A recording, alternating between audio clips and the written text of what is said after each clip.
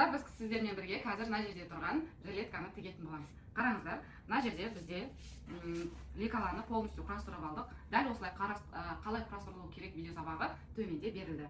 Мына жерде алдыңғы бойдың ортасы, алдыңғы бойдың бүйір бөлігі, мынау артқы бойдың бүйір бөлігі, қанша дана пішілу керек, артқы бойдың бүйірі деген сияқты осылай лекалада жазылып беріледі. Мынау артқы бойдың ортасы, тура ортасына қосымша тігіске берілмеген, ол тұтас пішіледі. Мынау астыңғы жағында, ең астында тігілетін манжеті. Мынау жеңге қысқаша мына жерге бізге сәндік ретінде тігілетін деталі. Одан кейін алдына пішілетін ұзын манжет 2 дана пішетін боламыз. Және бауы беліне байланатын тоже 2 дана осыдан пішетін боламыз. Қазір мынау каждый сызықтың жиегімен айналдыра қырқып аламыз. Одан кейін матадан пішетін боламыз. Мына жерде бізде жилетканың полный детальдары қойылып тұр. Мына бетінде бізде қалған артық матасы. Мынау матаның жиегі, кромкасы. Осы кромкаға параллельно түседі. Каждыйында мынандай сызық болады. Осы долевой нить мына кромкаға параллельно жатуы қажет. Бізде қазір артқы бойдың ортасы осылай тұтас пішіледі. Мына жерге ептеп сіздерге жазып беретін боламын. Бұл 1 дана. Ал мынау артқы бөліктің бүйір бөлігі, бұл бізде 2 дана болып пішіледі. Одан кейін алдыңғы бөліктің ортасы және бүйір бөлігі, ол да 2 данадан пішіледі. Дәл осының астына тігілетін деталі бар. Оның астына тігілетін деталі осы жерден мына жері тұтас болады. Осыны айналдыра былай қырқып аламыз. Сонда 1 дана тұтасымен болады. Тағы да осындай ішкі жақ бетіне астарлық ретінде осыдан тағы 1 дана алатын боламыз. Қазір мынаны пішкен кезде астыңғы жағынан немесе үстіңгі жағынан былай қойып 2 дана етіп алып кетеміз. Кейін астарлықтан тағы пішіп жатқан кезде ары қарай пішу жұмыстарын көрсететін боламын. Мына жерде джинсидан бізде қалған матадан жанында кусок қалды ғой, сол кусоктан мына алдыңғы жағына тігілетін манжетті міндетті түрде осылай тіке етіп пішеміз, былай емес. Ал бауды былайынан да пішуге болады және былайынан да пішуге болады. Қалай мата жетті, соған қарай піше беруге болады. Мен қазір мынаны осылай айналдыра бір кесіп алам және мынаны бөлек айналдыра кесіп алам. Сонда мынадан 2 дана, мынадан 2 дана болады. Мынандай қалып кеткен кусоктардан, иыққа тігілетін детальдан 4 дана етіп пішіп алатын боламыз. Мұнда 2-ін пішіп алдық. Мынау қалып кеткен шетіндегі матадан тағы да осылай 2 пішіп келе жатырмыз. Біз қазір мына жерде астарды пішкелі жатырмыз. Астарды тек қана осылай 70 ғана сантиметр етіп алдым. Мынау артқы бойдың ортасы тұтас, тура өзі секілді. Мынау артқы бойдың бүйір бөлігі де осыдан 2 дана, және алдыңғы бойлар осы күйінше 2 данадан пішіп аламыз. Тура осылай. Қыздар, қараңыздар, біз жилетканы полностью пішіп бітірдік. Мына жерде бізде артқы бой тұр. Артқы бойдың ортасы тұтас пішіледі және асты матадан пішілді. Алдыңғы артқы бойдың бүйір бөлігі 2 дана пішілді негізгі матадан. Мына асты матадан да дәл солай 2 дана пішілді. Алдыңғы бөліктің ортасы да 2 дана, астарда 2 дана. Бүйір бөлігі де дәл солай 2 данадан, астардан да негізгі матадан да пішілді. Ал мынау астыңғы жағына тігілетін деталі, как манжет сияқты, негізгі матадан 2 піштік. Алдыңғы жаққа тігілетін тоже манжеті, полный мойынсына тігілетін осылай 2 дана пішілді. Тур осы тұрсында. Келесі иығына тігілетін мынандай кішкене иықша сияқты ғой, деталь. Соны 4 дана піштік негізгі матадан барлығы. Сосын беліне белдік. Ол бізде мына жерде барлығында белінге өзі белгіленген. Содан жоғарғы жағына былайынан тігіледі. Бұдан 2 дана пішіп алдық негізгі матадан. Сонымен қажетті лекалаларды полностью пішіп бітірдік. Дәл осы жилетканың лекаласы қажет болатын болса, мына жердегі көрсетілген менеджердің номеріне жазыңыз. Барлық размерлерді 42-ден 56 размерге дейінгі аралықтағы лекалаларды PDF форматта 3000 теңгеге ала аласыздар. Ол үшін мына жердегі менеджерге жазыңыздар. Давайте тігу жұмыстарына кірісейік. Мына жерде тігу жұмыстарын бастаған кезде ең бірінші мынандай рельефті тігістерді бастаймыз. Біз бірінші артқы жақтан бастағалы тұрмыз. Мынау осылай тұр. Қосу үшін қазір мына жерді тігіп аламыз.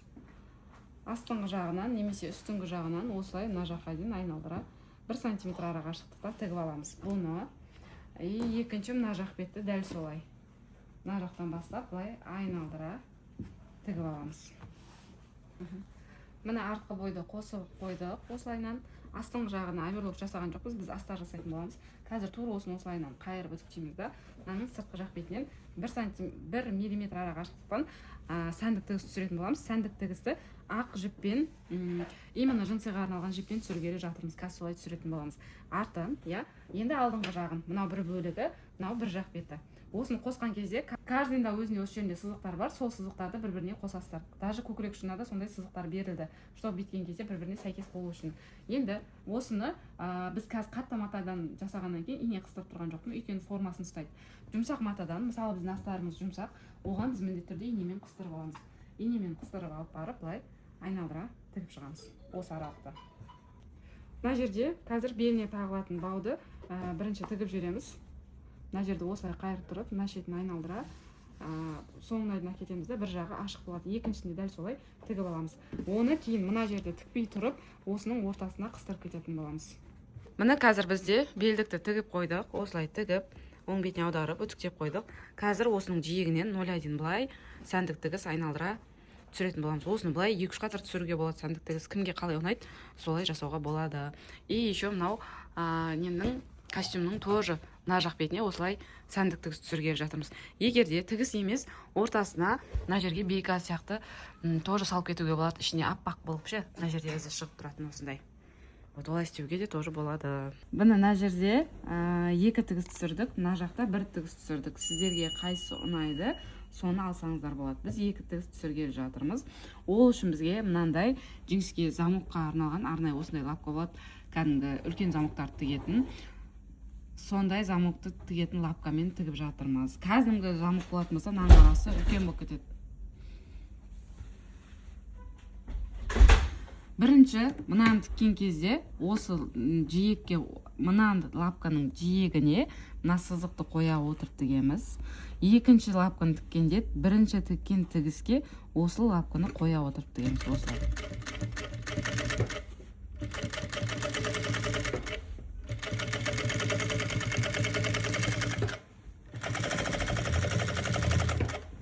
Сол кезде осындай неміздің арасы жіңішке әдемі болып шығады. Біздің мынау тігістеріміздің арасы. Қыздар, мына бауды да осылай сәндік тігіспен тігіп жатырмыз. Екі жақ бетіне де мына осылай тігіс түседі. Оны тігу үшін тура жаңылдегі мына жақты тіккен секілді етіп, мынаның шетіне 0,1-0,2 мм, одан кейін мынамен осылай екінші тігіс, мына жақ бетінде дәл солай тігіп алып жатырмыз. Соңына дейін осылай тігіп аламыз. Мынау алдыңғы жақтың ортасын тігуге осылай инемен қыстырып қойдық. Біздің мынау белдіктерімізді екеуінде осылай әдемі етіп тігіп алдық. Екі жақ беті де. Осының астар жақ беті емес, сырт жақ бетін қаратып мына жерге тігеміз. Тур мынау бел сызығы бізде лекалада былай өзі берілген. Былай қойсақ. Астыңғы жағын былай қойсақ, тур мына жердегі бел сызыққа өзі осылай белгіленген. Былайша алғанда астынан аламыз да, тура осы бел сызықтың белгіленген жеріне ине қыстырып алдық. Осы ине қыстырған жердің тура үстіңгі жағына былай қоямыз. Мынаның теріс жақ беті емес, тігістің оң жақ беті бетіне келу керек, өйткені мынау қазір осылай түседі. Және мына жаққа тағы сәндік тігіс түсіреміз. Осыны инемен мына жерге қыстырып кетеміз. Тура осы белдік тұрған жерді закрепка береміз. Былай тігіп келе жатқан кезде бірнеше тігіс тігуіміз қажет. Сосын мына жақ бетінде дәл солай, мына қай беті оң, қай беті теріс қарап аламыз. Мына екеуінің ара қашықтығы бірдей болу керек. Мына чуть көтеріп тұр. Енді осының үстіңгі жағына бауды әкеліп қоямыз. Бұның үстіне тоже закрепка берілуі қажет. Енді бастан бастап 1 см ара қашықтықтан осылай тігеміз. Мына жерге закрепка беріп, былай соңына дейін алып кетеміз екеуінде. Қыздар, міне қараңыздар, қазір осындай жилетка тігіп жатырмыз. Примерно былай көкіректен пыртальный болып кетеді, жаны осылай түседі. Короче, біз бар ғой, мына жері былай түсетін, былай түсетін. Өңкей сондай киімдерге ғашық болып жатыр. Сондай киімдерге лекала шығарып жатырмыз. Мынау енді осындай жилеткалар. Давайте результатымен бірге бөлісетін боламыз. Мына жерде қазір алдыңғы жақты біз осылай мынандай етіп тігіс түсіргелі жатырмыз. Тура мына жиекке лапканы алып келіп, былай қарай түсіреміз. И екінші мына жақ бетінен тағы бір тігіс түсіреміз. Қазір жалпы осылайнан тігіс түседі. Мынаны біз астыңғы жағын тігіп кетіп жатырмыз. Бетінен белдік осылай өтеді. Қаласаңыздар, белдікті былай қайырып, үстінен бастырып кетсеңіздер, тоже болады. Қыздар, жилетканың алдын тігіп алдық. Мынандай астарында дәл солай қосып тігіп үтіктеп алдық. Енді қазір иық тігістер мына жерден және мына жерден осылайынан тігіп аламыз. Астарында, негізгі матадан да. Мына жерде иыққа тігілетін кішкентай ғана деталіміз ғой. Соның мынау жіңішке болып тұрған жағын тікпейміз. Үлкендеу болып, былай үлкендеу болып тұрған жағын, соны 1 см ара қашықтықтан тігіп аламыз. Екі жағында. Сосын арғы бетіне аударып үтіктеп аламыз. Мынау бізде алдыңғы жағына тігілетін деталь. Манжеті ғой, тура алдын айналдыра тігетін. Соның осылай 3 бұрыш болып тұрған жағын мына жерді былай 1 см ара қашықтықтан тігіп аламыз. Қазір мына жерді былай қарай, тура ортасын кесеміз, немесе белгілеп алсаңыздар болады. Тура осы ортасын мына жерге алып келіп қоямыз. Тура ортадағы сызыққа.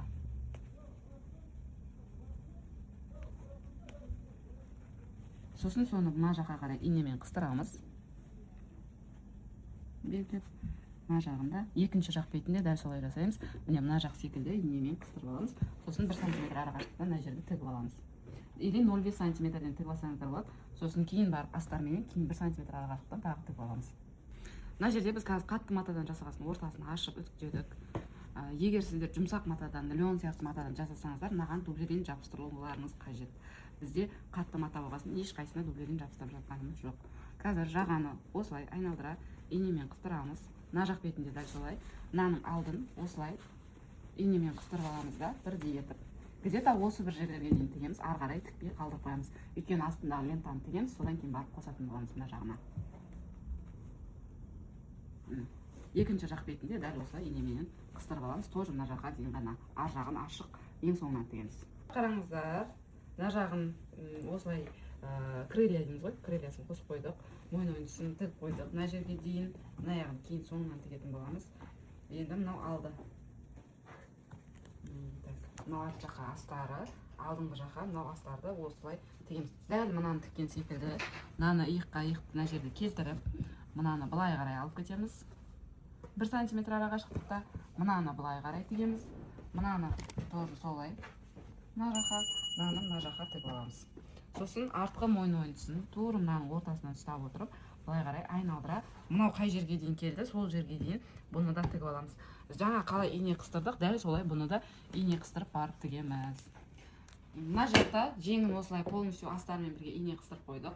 Мойын ойынысына да осылай, мына беті теріс, мына беті теріс ине қыстырып қойдық. Мынау тігілген жерге дейін ғана осы жерден бастап айналдыра мынаны тігеміз. Мынаны 1 см арақашықтықтан, мына жақта 1 см арақашықтықтан тігіп аламыз. Қыздар, мынаның барлығын астармен осылай қосып тігіп алдық. Мына жақ бетінде осылай тігіп алдық. Енді мынау былай майысып тұрған жерлердің барлығын осылай қайшымен тігіске 0,1-0,2 мм жеткізбей қырқамыз. Арасын где-то осылай кішкене ашып. Бұл қазір бізде қайырылған кезде тігістері тартып тұрмас үшін қажет. Мына жерлерді байлаймыз, астарын кесіп жүрмек. Мынаны полностью осылай кесеміз, сосын қолтық ойынысы. Қолтық ойынысында особенно осылай ойылып тұрған жерлерді міндетті түрде кесуіміз қажет. Мына жерлер не важно, міндетті түрде мына жер.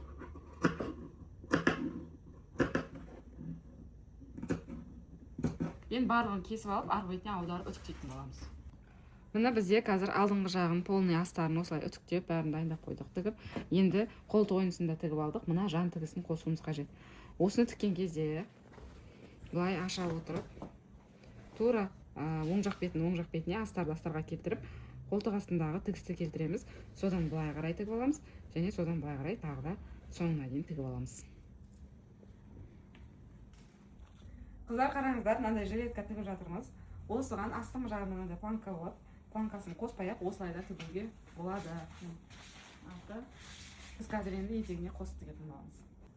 Қыздар, мына костюмымыздың жоғарғы жағы жанын үтіктеп қойдық. Мына астары осындай шикарный. Бір жақ бетіне кішкене осындай мата қалдырып, біз қазір бір бетіне аудару үшін. Енді мынаның астыңғы жағына тура осы лекаланы осылайынан бізге тігуіміз қажет. Сол үшін мына жерде ашылған шетінен бастап былай қарай инемен қыстырып аламыз. Полный астыңғы жағын былай айналдыра түгел инемен қыстырып шығамыз. Ал мына жақ бетіне екінші тіккеніміз бар ғой, ол да осылайынан тұру қажет. Ішкі жақ бетінде оң бетін беттестіріп, мына шеттен бастап оны да инемен қыстырамыз, сосын тігіп аламыз. Қыздар, мынаның астыңғы жағына осылай істеп қойдық. Қазір тіккесін былай қарай аударылады. И мына астыңғы жағына осылай істедік. Бұл да қазір аударған кезде екеуі де оң бет болады осылайынан. Енді осыны 1 см арақашықтан мынаны және мынаны тігіп аламыз. Қыздар, міне қараңыздар, астың жағын мынаны қосып тігіп, аштық жағы полностью айналдыра сәндік тігіс түсірдік. Астыңғы жағына жасаған жоқпыз, тек өзін аша отырып жасадық. Енді қазір мынау біздің бітетін аралығымыз, осыны былай тіккен кезде, қазір мына жерге тіккен кезде осылай болып қалу қажет, чтобы ар жағын өзін отдельно тігу үшін. Сол себепті қазір мына жерге белгі қоямыз. Екіншіден де тура сондай белгі қалдырамыз.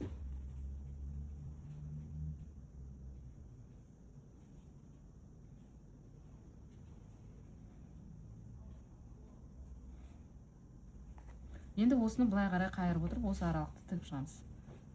Мынауның өзін просто қайырдық. И осы жерден былай тігеміз. Сосын оң бетіне кейін аударамыз. Мынаны да дәл солай. Былай тігіп, арғы бетіне аударып аламыз. Қазір мына шетін артығын кесіп тастадық. Енді оң бетіне аударамыз. Қатты мата болғаннан кейін ұшын осылай қайшымен деген сияқты аударсаңыздар болады. Ұшын шығарып алдық. Енді қазір мынаны да астарын да барлығын осылай қоя отырып тігіп аламыз. Мына жерге дейін, мынаны тоже осы жерге дейін тігіп аламыз. Мына жердегі артық болып тұрғандарды қазір кесіп тастаймыз. Маған мысалға мына жері артық болып тұр, оны кесіп тастаймын, мына аяғы нормально. Екінші жақ бетінде дәл солай істейміз. Қыздар, міне қараңыздар, астыңғы жағын тігіп тастадық, мынаны да тігіп тастадық. Өте аккуратны болды. Енді қазір мына тігістер бір-біріне келу керек. Мынау. И мына жерден бастап былай. И былай қарай тігіс кетеді. Осы екі жерден қазір тігіс кетеді. Айналдыра былай тігіп шығамыз. Оны қалай тігеміз? Мынаның бәрін ішіне саламыз. Былай. Мынаны былай. Ішіне қалдырамыз барлығын. Сөйтеміз дағы мына жерді тура шетінен бастап айналдыра былай 1 сантиметр тігіп шығамыз. Сосын мына тесік арқылы оң бетіне аударып үтіктеп аламыз. Қыздар, қараңыздар, дәл осындай әдемі жилеткамыз дайын болды. Бұл жилетканың атын Наз деп қойдық. Енді өзі осындай ерекше әдемі болып тұрғаннан кейін артқы жағы да осындай иығын алты немножко крыльясы бар, әдемі болып тұратын. Дәл осы жилетканы 40-ші размерде жасайын деп жатырмыз, потому что белі притальный қыздарға өте күшті тұрады, 56-ші размерге дейін. И мына жердегі бөксесі бар адамдарға да, мысалы мен уже бөксем бар, чем көкірегіме қарағанда, и бөксенің өзін әдемі етіп көрсетіп тұр. Осылай шығарып кигісі келетін кісілерге прям күшті тұрады, толық размерлерге де. Осындай жилетканы жеңілдікпен алу үшін менеджерге жазыңыздар.